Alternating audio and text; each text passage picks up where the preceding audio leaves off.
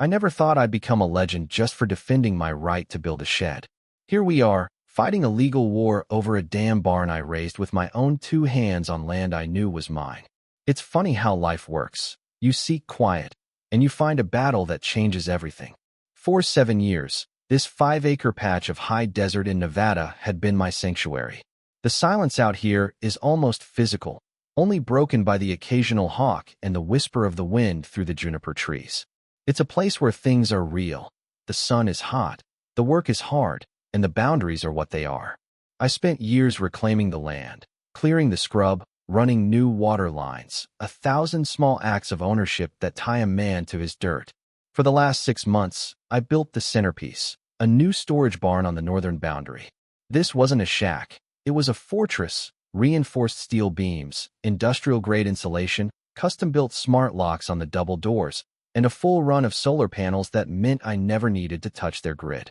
I designed it myself, meticulously planning every bolt and board, a monument not just to storage, but to honest work on honest ground. I remember standing there, thinking, this is permanent. This is mine, and nobody tells me how to use it.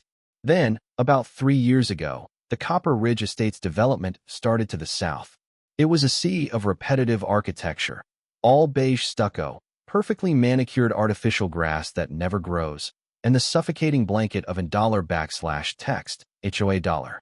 They called it a vision of controlled elegance, where every resident had signed away a piece of their freedom for guaranteed uniformity. I called it sterile and soul-crushing. The queen of that kingdom was Priscilla Vance, the $text, HOA dollar president. I heard she was relentless, a petty tyrant who once fined a resident $50 a day for a mailbox that was 3 inches too high, just because the bylaw let her. She wielded the covenants, conditions, and restrictions, $text, CC and RS dollar, like a medieval scepter. I kept to myself, foolishly believing the distance, the actual, physical distance, and the clear separation of our zoning, would protect me. I was wrong. The $text, HOA dollar doesn't respect natural boundaries. They only respect the boundaries they create. That fantasy shattered one Tuesday morning when I found an urgent HOA violation notice taped to my gate. I wasn't in their $text, HOA dollar, but I opened the aggressive letter anyway.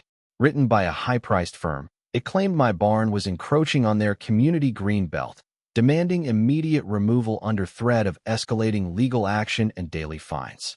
They used technical language, referencing parcel $text, $1449, and protected community assets. Priscilla Vance was dead serious, intent on stamping out any perceived imperfection near her pristine little world. It was pure, cold, bureaucratic tyranny. I didn't panic. I went straight inside and pulled out my documentation, my warranty deed, my original plat map, and the notarized survey from 7 years prior. The barn was clearly on my land. Figuring it was a mistake based on shoddy developer maps, I called, aiming to be polite. Mr. Thornton. Priscilla snapped, her voice tightening instantly with annoyance at my lack of immediate deference. She wasn't used to speaking to someone who wasn't already intimidated. Our latest district mapping model clearly shows your structure infringes on $text, HOA, dollar managed territory, specifically, a newly designated protected community green corridor. We contracted geosite analytics to create a new $text, 3D dollar zoning overlay. It utilizes $text, LiDAR dollar data, and satellite calibration.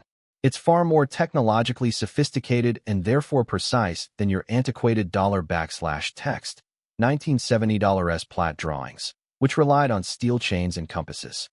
I had to take a breath, feeling the heat rise.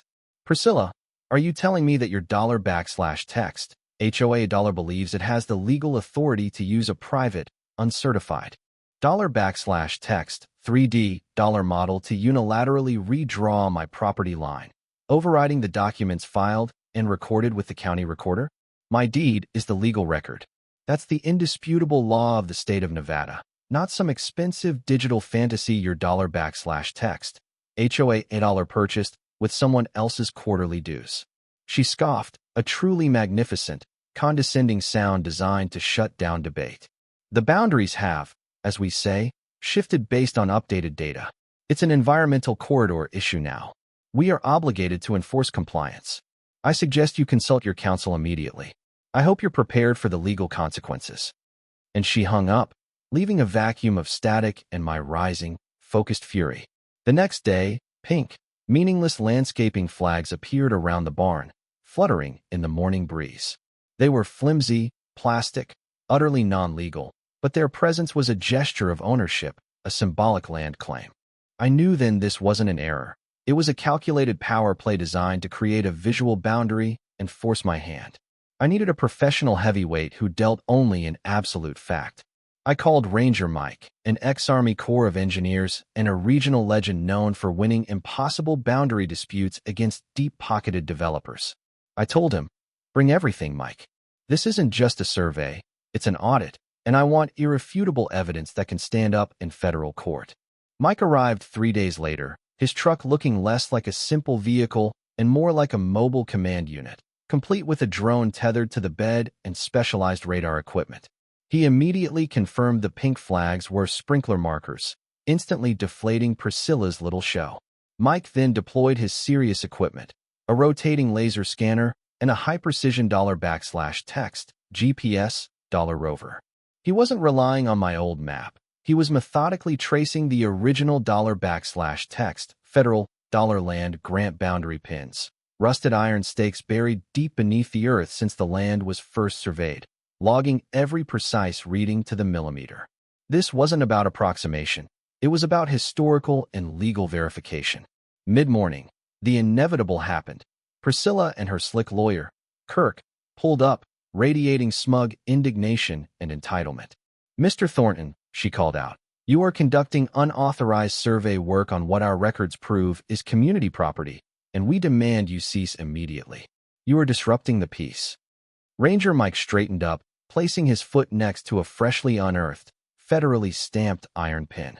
His voice was quiet, professional, but it carried across the still desert air, cutting through her entitlement like a knife.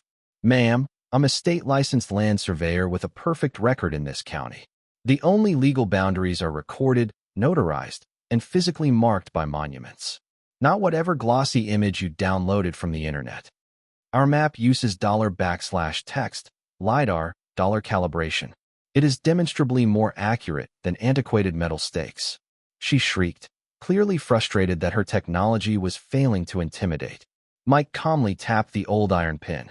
"You mean stakes like the ones the $text US dollar government installed during the $text 1950s land allotment to physically define the state of Nevada?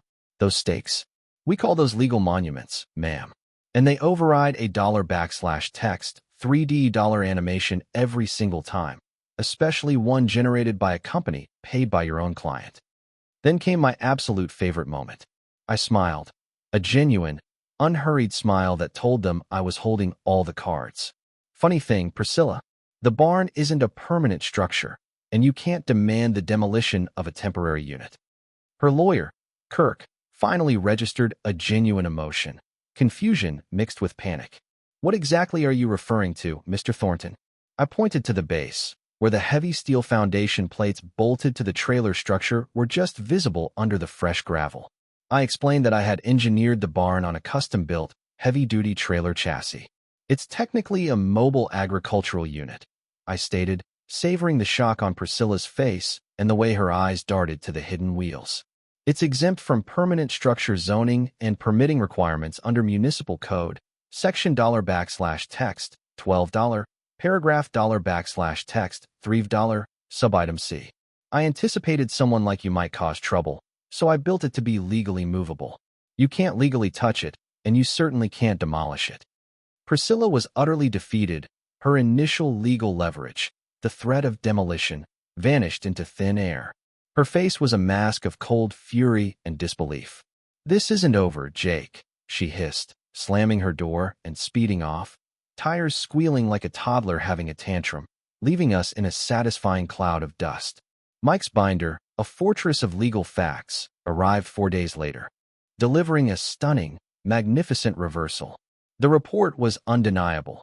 Not only was my barn safe, But the Copper Ridge Estates development had encroached by a devastating 15 feet into my land along a $text $200 foot stretch of the southern border. This wasn't a minor error. This was significant land theft. 3 specific properties, including one with a custom-built outdoor kitchen, another with a huge swimming pool pump housing, and the community's new, expensive, decorative stone entrance sign, were all sitting squarely on my private ground. Mike confirmed the $text HOA $S$text 3D map was a glorified, expensive estimate with no legal standing and circled the disclaimer for visual reference only that they had ignored. Furthermore, the report included damning public records that Rhea and I had asked Mike to find, documented campaign contributions, emails, and financial ties suggesting the developer colluded with a now-retired city planner to fast-track the zoning approval. This wasn't just negligence.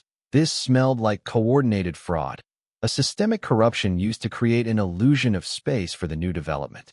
That was all the ammunition I needed. I filed a formal affidavit and met with my attorney, Rhea Stone. She confirmed they were the trespassers and dismissed the $text HOA $S threats as mere theater. Our legal strategy was a masterstroke. Serve encroachment notices to the affected homeowners directly and file a civil claim for unlawful use totaling $860,000. We aimed to split the community against its leadership, forcing them to turn on Priscilla. The reaction was immediate and chaotic. Homeowners, realizing they might lose 15 feet of their yards and face massive remediation costs, started turning on the $text HOA. I wasn't the villain. I was the guy holding the receipt, and suddenly, they saw their $text as the architect of their disaster. At the final hearing, Rhea Stone was relentless. She didn't just present the facts. She delivered a structured execution. She began by proving the developer fraud, then moved to the boundary evidence, and finally, delivered the kill shot. Undeniable evidence that Priscilla and the $text HOA had continued to issue threatening correspondence after Judge Ramirez's temporary protective order was filed, constituting contempt of court. Judge Ramirez, visibly infuriated by the $text HOA's arrogance and disregard for the court's authority, immediately issued the permanent ruling. The court recognized my original parcel lines, confirmed the encroachment on the 3 properties and community assets, and ordered the $text HOA to pay all my legal fees, every penny of Rhea's billing and Mike's survey cost. The judge also required the $text HOA to issue a detailed public statement of mistake on their official website for $text 60 days, ensuring the whole community knew exactly who was wrong. Then came the moment I'd been waiting for, the money shot. Instead of demanding demolitions or seizing the structures, Rhea offered a stunning, magnanimous solution. I would lease the encroached $text $15 feet of land per lot back to the homeowners under a $text $99 year ground lease for a symbolic $1 per year. This was legal genius. It preserved the community, protected the innocent homeowners from disaster, saving them from having to tear up their patios, and simultaneously forced the $text HOA to forever bear the legal consequences and liability for their negligence. The $text HOA's insurance representative, sweat literally pouring down his face, signed the terms immediately. It was the cheapest way out.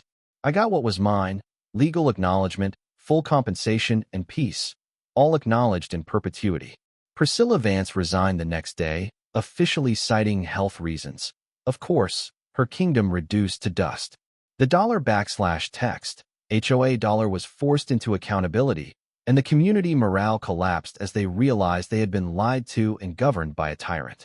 But the final, most satisfying twist came weeks later. A sharp, professional county agent showed up, clipboard in hand. My land, thanks to the attention the lawsuit brought to the old boundary pins and historical deeds, was designated a protected historical site from an original $text 1874 land grant. This was the ultimate irony. I wasn't just right. I was historically right.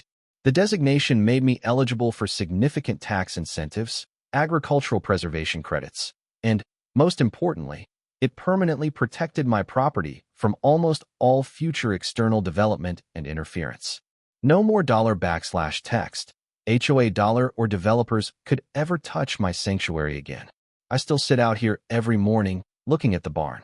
I got something better than revenge, quiet, justice, accountability, and the indelible knowledge that I was prepared for a fight that changed my relationship with the land forever. The moral of the story isn't just about property lines. It's about power and integrity. They brought a digital cartoon to a fight where I brought the law and a surveyor with 3 decades of experience. Tell me what you think in the comments below. Was the $text $99 year, $1 lease too generous? Should I have forced them to move those houses? Or was preserving the community while forcing the $text HOA to pay the ultimate power play? Let me know your thoughts on standing up to petty tyranny and hitting the like button if you appreciate a good legal knockout.